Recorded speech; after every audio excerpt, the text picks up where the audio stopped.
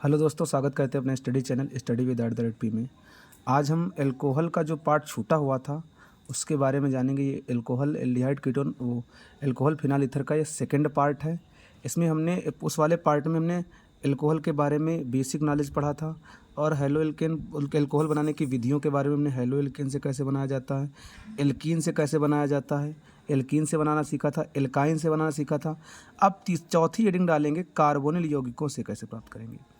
तो कार्बोनिल यौगिकों में पहली हेडिंग है एल्डिहाइड और कीटोन से कैसे प्राप्त करेंगे, एल्डिहाइड और कीटोन के अपचयन द्वारा कैसे बनाएंगे। तो एल्डिहाइडों का सूत्र होता है RCHO। एल्डिहाइडों का सूत्र होता है RCHO और कीटोनों का सूत्र होता है RCOR डैश। ये कीटोन होता है। तो इनसे कैसे प्राप्त करेंगे, तो सबसे पहले क्या करें, इसका अपचयन करेंगे पैलेडियम की उपस्थिति में। तो अपचयन में क्या होते हैं, हाइड्रोजन जोड़े जाते हैं। तो इसका अपचयन करेंगे तो एल्कोहल बन जाएगा। इसका अपचयन करेंगे तो क्या बनेगा, एल्कोहल RCH2H।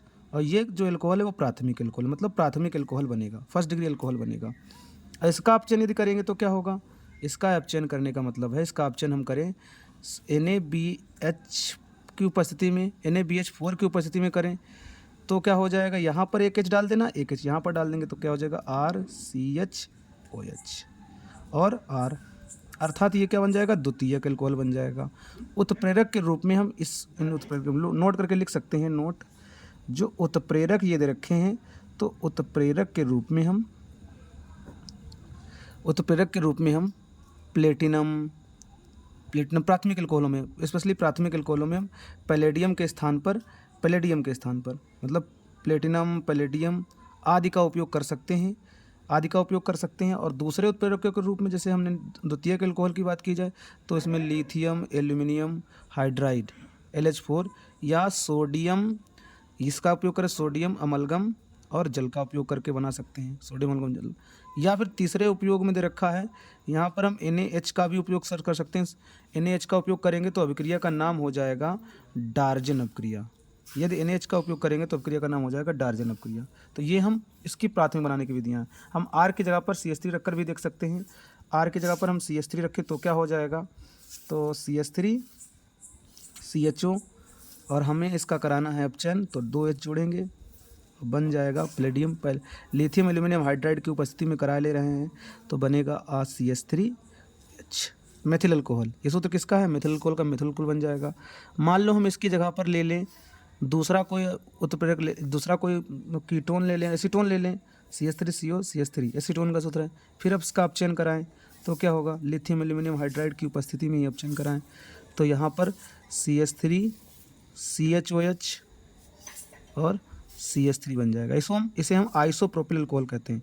इसे क्या कहते हैं, आइसोप्रोपिल अल्कोहल। ये तो हमने एल्डिहाइड और कीटोन से बना लिया। अब ध्यान देना, हम कार्बोक्सिलिक अम्ल एस्टर से कैसे बनाएंगे, दूसरी हेडिंग इसमें है कार्बोक्सिलिक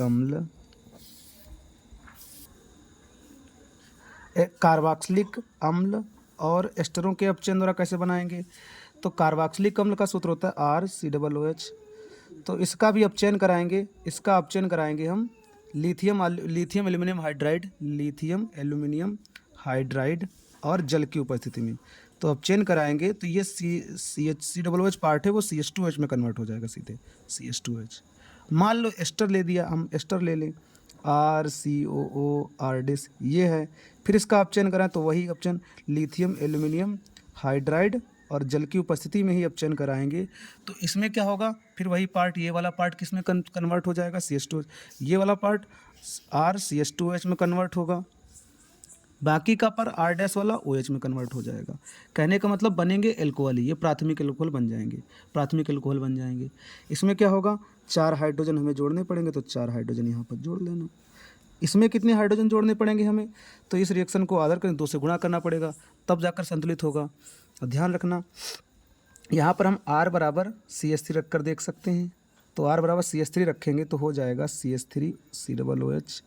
अपचयन करेंगे लिथियम एल्यूमिनियम हाइड्राइड AlH4 तो हो जाएगा CH3CH2OH।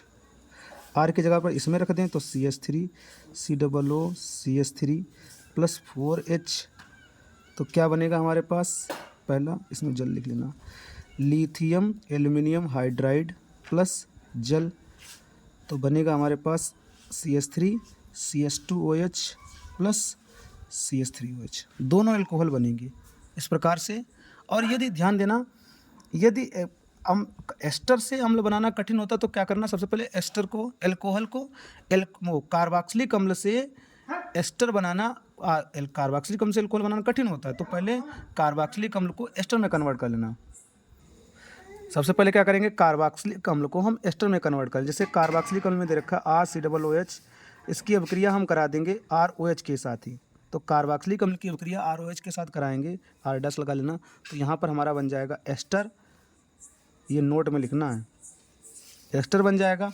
फिर एस्टर का अपचयन करा देंगे 2,4H अपचयन करा देंगे, वो भी उत्प्रेरक की लिथियम एल्यूमिनियम हाइड्राइड और जल की उपस्थिति में, तो अपचयन कराएंगे तो ये किस में कन्वर्ट हो जाएगा, RCH2OH प्लस ROH, इसमें कन्वर्ट हो जाएगा, क्योंकि ये रिएक्शन अभी हमने सेम रिएक्शन देखी थी, तो वही है यहाँ पर रिएक्शन होगी।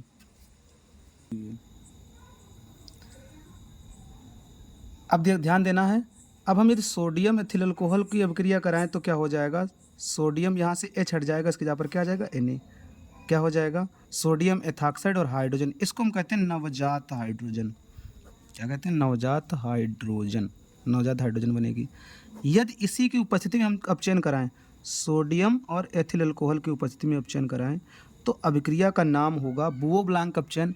बनेगा क्या इसमें, जो ये वाला पार्ट है CH2OH में, ये वाला पार्ट CH2OH में कन्वर्ट हो जाएगा RCH2OH, प्राथमिक अल्कोहल बन जाएगा, फर्स्ट डिग्री अल्कोहल। यदि इसका भी कराया जाए सोडियम इथिल अल्कोहल की उपस्थिति में, तब क्या होने वाला है, वही सेम CHOH और R- द्वितीयक अल्कोहल बन जाएगा। यदि इसका कराया जाए अपचयन सोडियम और एथिल अल्कोहल की उपस्थिति में, तब क्या हो जाएगा, RCH2OH प्लस H2O। यदि अपचयन हम सोडियम और एथिल अल्कोहल की उपस्थिति में करें, इसका भी सोडियम एथिल अल्कोहल की उपस्थिति में अपचयन करें, तब क्या हो जाएगा, अम्ल, ये अम्ल हैलाइड है, तो अम्ल हैलाइड का अपचयन करेंगे तो RCH2OH बनेगा, RCH2OH प्राथमिक अल्कोहल ही है, और HCl, क्योंकि यहाँ पर Cl है तो HCl अम्ल मुक्त हो जाएगा। यदि एनहाइड्राइड, ये एनहाइड्राइड है, ये अम्ल हैलाइड है, एनहाइड्राइड का अपचयन C2H5OH ethyl alcohol, sodium ethyl alcohol की उपस्थिति में करें, तब भी प्राथमिक अल्कोहल बनेगा और जल मुक्त हो जाएगा। यदि इसकी अभिक्रिया सोडियम एथिल अल्कोहल की उपस्थिति में करें, तब क्या हो जाएगा, प्राथमिक अल्कोहल बनेगा और साथ में और भी एक अल्कोहल बनेगा।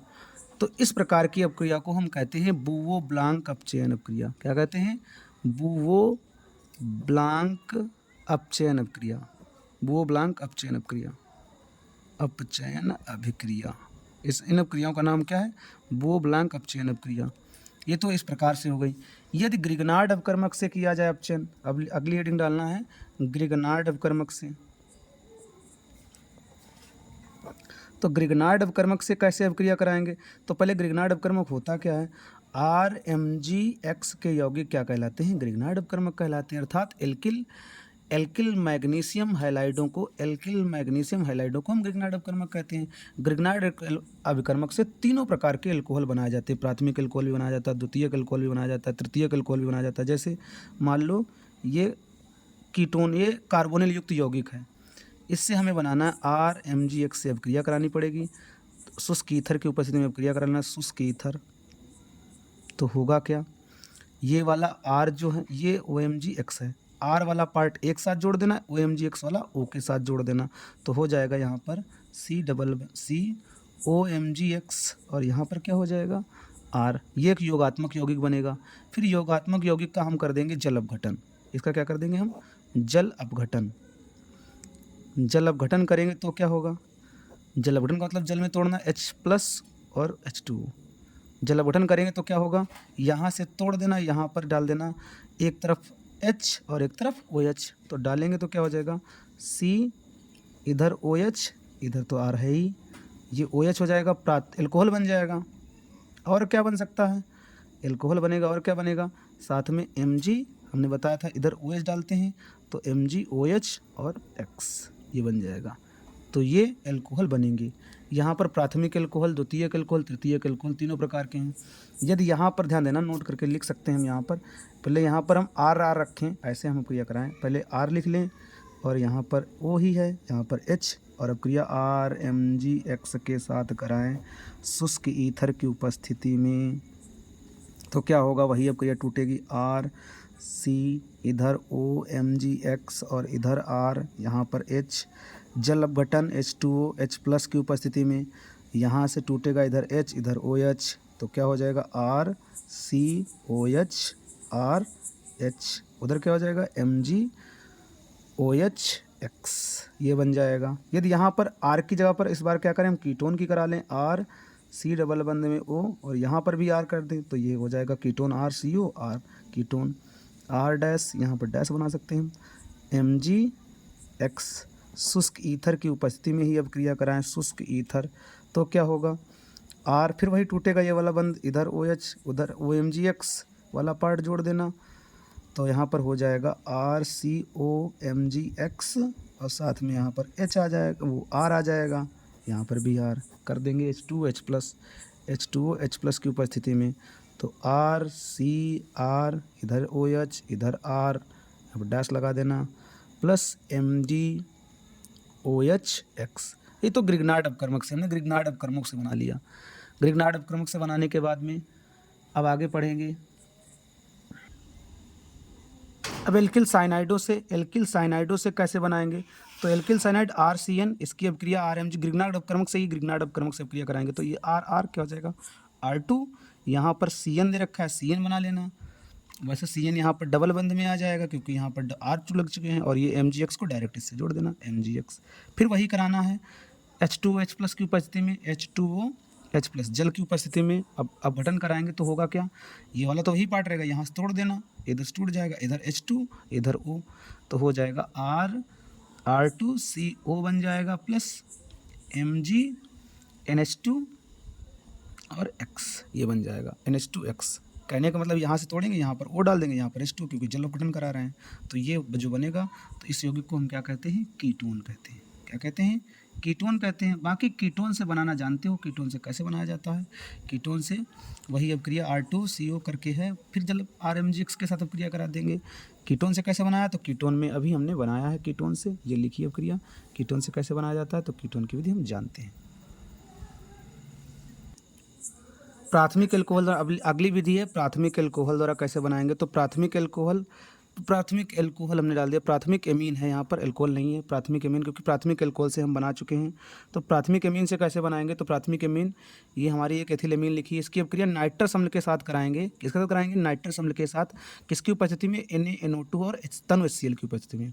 क्या लिखते हैं, एथिल एमीन की अब क्रिया नाइट्रस अम्ल के साथ NaNO2 और तनु HCl के साथ कराने पर हमारा क्या बनता है, ये वाला पार्ट OH में कम तब्दील हो जाता है, CH3 CH2OH।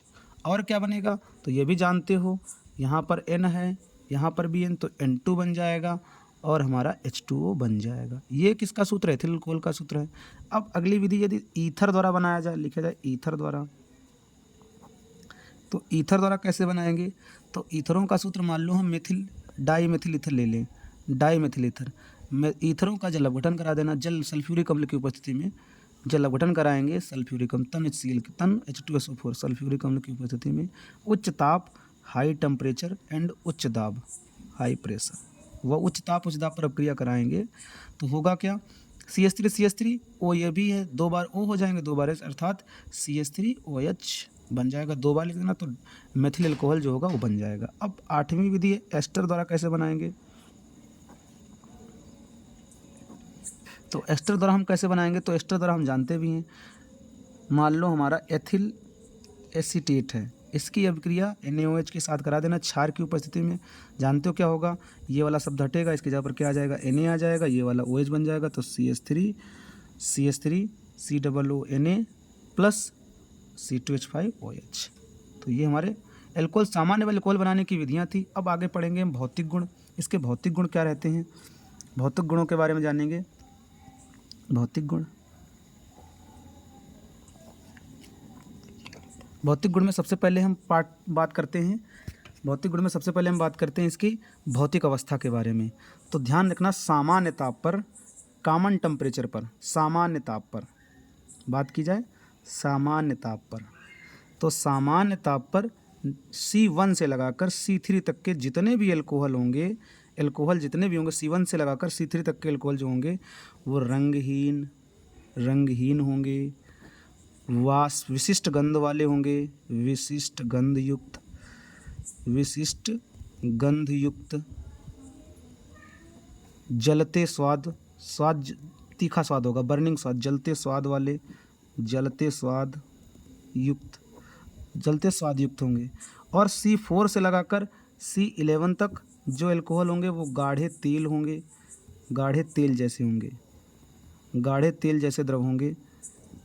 तेल जैसे द्रव तथा उच्चतर अल्कोहल जो उच्चतर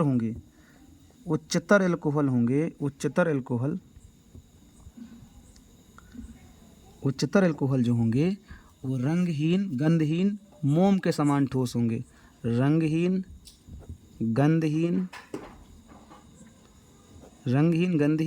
मोम के समान ठोस होंगे। अणुभार बढ़ने पर इनके स्वाद में कमी आने लगेगी, गंध और स्वाद दोनों में कमी आएगी। अब बात करते हैं इनके क्वथनांक की बात की जाए तो ध्यान रखना, अल्कोहलों के क्वथनांक परमाणु भार बढ़ने के साथ साथ बढ़ते हैं।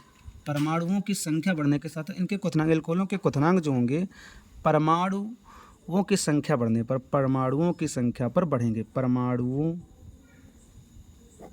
की संख्या बढ़ने पर बढ़ते हैं। अल्कोहलों के परमाणु जो क्वथनांक हैं, परमाणुओं की संख्या बढ़ेगी तो बढ़ेंगे, याद रखना। और साथ क्यों बढ़ेंगे? क्योंकि वान डेर वाल्स बलों में वृद्धि हो जाती है। और ये भी याद रखना कि अल्कोहलों के क्वथनांक अपने समान अणुभार वाले एलिफैटिक हाइड्रोकार्बन वाले ईथर और हैलो अल्कोहल से काफ़ी अधिक होता है। अल्कोहलों का जो क्वथनांक होता है, अल्कोहलों का क्वथनांक ईथर अपने समावयवी ईथर व हैलो एल्केन से उच्च होता है। ध्यान रखना, समान अणुभार वाले यहाँ पर हम क्या लिखेंगे? अल्कोहलों का क्वथनांक अपने समान अणुभार वाले ईथर और हैलोजनों से उच्च होता है। जैसे हम बात करें कि मीथेन का, जैसे हम मीथेन की बात करें तो मीथेन का क्वथनांक होता है 90 केल्विन लिखें। और हम मेथेनॉल का लिखें, तो मेथेनॉल का होता है 337.5 केल्विन। और हम एथेनॉल का लिखें तो एथेनॉल का होता है 351 केल्विन। और ध्यान रखना, ऐसा क्यों होता है? ऐसा हाइड्रोजन बंध के कारण होता है। ऐसा क्यों होता है? हाइड्रोजन बंध के कारण होता है। इसका कारण क्या है? हाइड्रोजन बंध इसका कारण है। हाइड्रोजन बंध के कारण ही होता है, क्योंकि अल्कोहल में हाइड्रोजन बंध पाया जाता है, ईथर में हाइड्रोजन बंध नहीं पाया जाता है, इसीलिए ज़्यादा होता है। और समावयवी अल्कोहल में शाखा होने के साथ क्वथनांकों में कमी आ जाती है।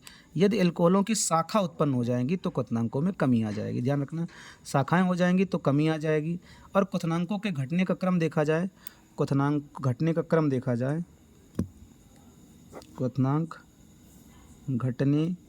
क्रम, तो ध्यान रखना, सबसे पहले प्राथमिक अल्कोहल, फिर द्वितीयक अल्कोहल, फिर तृतीयक अल्कोहल आते हैं, याद रखना।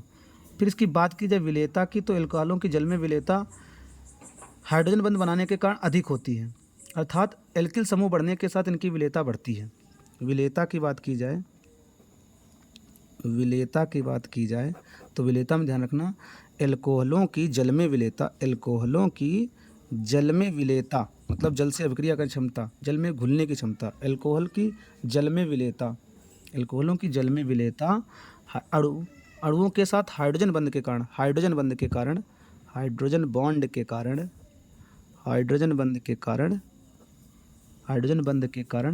अधिक होती है। और आकार बढ़ने पर, एल्किल समूह का आकार बढ़ने पर, आकार बढ़ने पर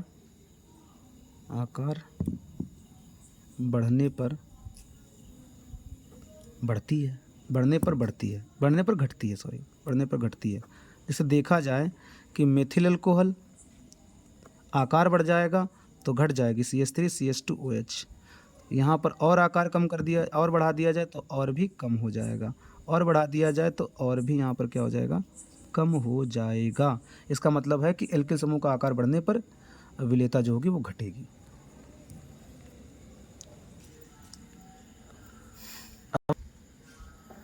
अब हम कार्यकी क्रिया के बारे में जानेंगे। कार्यकी मतलब साइकोलॉजिकल एक्शन की हम बात करें तो साइकोलॉजिकल एक्शन के बारे में बात करें तो क्या होता है, तो जो एल्कोहल होता है वो शारीरिक क्रिया को प्रभावित करता है। एल्कोहल जो है वो शारीरिक क्रिया को, एल्कोहल जो है वो हमारी शारीरिक क्रिया को प्रभावित करता है। शारीरिक क्रिया का मतलब शारीरिक क्रिया से हमारी शरीर से अभिक्रिया करता है, शारीरिक क्रिया को हमारी प्रभावित करता है। एल्कोहल जो है शारीरिक क्रिया को प्रभावित करता है। एल्कोहल, मेथिल अल्कोहल, बात करें मेथिल अल्कोहल तो मेथिल अल्कोहल विषैला होता है। कैसा होता है, विषैला होता है। इसे पीने से व्यक्ति अंधा हो जाता है।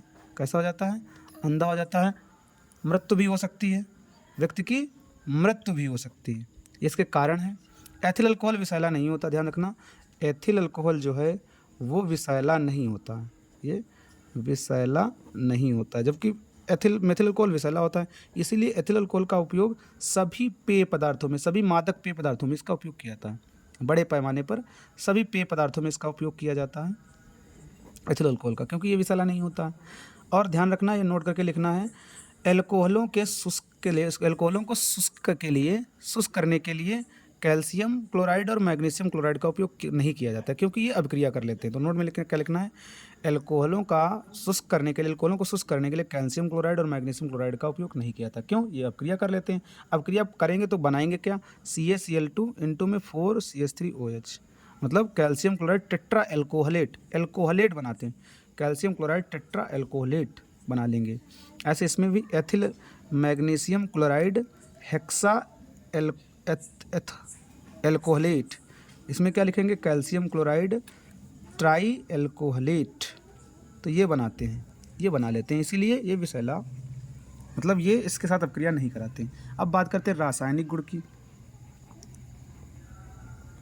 रासायनिक गुण, केमिकल प्रॉपर्टी क्या है, तो केमिकल गुण में पहले आता है इसका क्षारों के साथ अभिक्रिया कह दी जाए या धातुओं के साथ अभिक्रिया। पहले अम्लता की बात की जाए, सबसे पहले अम्लता की बात। अम्लता कैसे डिसाइड की जाएगी, तो ध्यान रखना, एल्कोहलों की अभिक्रिया यदि हम सोडियम धातु के साथ कराएं तो ये वाली हाइड्रोजन जाएगी ROH, और क्या बन जाएगा हमारा, हाइड्रोजन गैस बन जाएगी। 2 से गुणा कर लेना, यहाँ पर भी 2 से गुणा, तो ये हाइड्रोजन गैस बनती है। तो ये एल्कोहल जो हैं सोडियम धातु के साथ अभिक्रिया करके, वो एल्कोहल जो है यहाँ पर Na लिखना, सोडियम एल्काक्साइड बनाते हैं, हाइड्रोजन गैस मुक्त करते हैं। और जितने भी अम्ल होते हैं वो धातुओं से अभिक्रिया करके हाइड्रोजन गैस मुक्त करते हैं, इसीलिए अम्लीय होते हैं, इसीलिए एल्कोहल अम्लीय होते हैं। और ध्यान रखना, एल्कोहल जो हैं वो लिटमस पेपर से हम नहीं पता लगा सकते हैं, तो लिटमस पेपर के प्रति ये उदासीन होते हैं। लिटमस पेपर के प्रति कैसे होंगे, लिटमस पेपर के प्रति उदासीन होंगे, मतलब तब नहीं बता सकते हैं, होते हैं अम्लीय, लेकिन लिटमस पेपर से हम नहीं बता सकते हैं कि एल्कोहल अम्लीय हैं या क्षारीय हैं। तो हमें ये अभिक्रिया से बताते हैं कि हम एल्कोहल अम्लीय हैं और क्षारीय हैं। और ध्यान रखना, इनका अम्लीयता का क्रम क्या है, अम्लीयता का क्रम क्या है, सबसे पहले सबसे ज़्यादा अम्लीय कौन होंगे, प्राथमिक एल्कोहल, फिर उससे कम द्वितीयक एल्कोहल, फिर इससे कम तृतीयक एल्कोहल। ऐसा क्यों होगा, क्योंकि एल्किल समूहों की संख्या बढ़ने पर अम्लीयता का क्रम घटता है। एल्किल समूहों की संख्या बढ़ने पर, जैसे मान लो यहाँ पर RCH2OH होगा, फिर यहाँ पर हो जाएगा RCHOH, फिर यहाँ पर हो जाएगा R 3 R लग जाएंगे ROH। तो इसमें 3 R जो होंगे वो खींचेंगे, बल लगाएंगे ऐसे, इसमें 2 होंगे, इसमें 1 ही है। तो ये मतलब एल्किल समूहों की संख्या बढ़ने पर, तो नोट करके लिख सकते हैं, एल्किल समूहों की संख्या बढ़ने पर एल्कोहलों की अम्लीयता घटती है।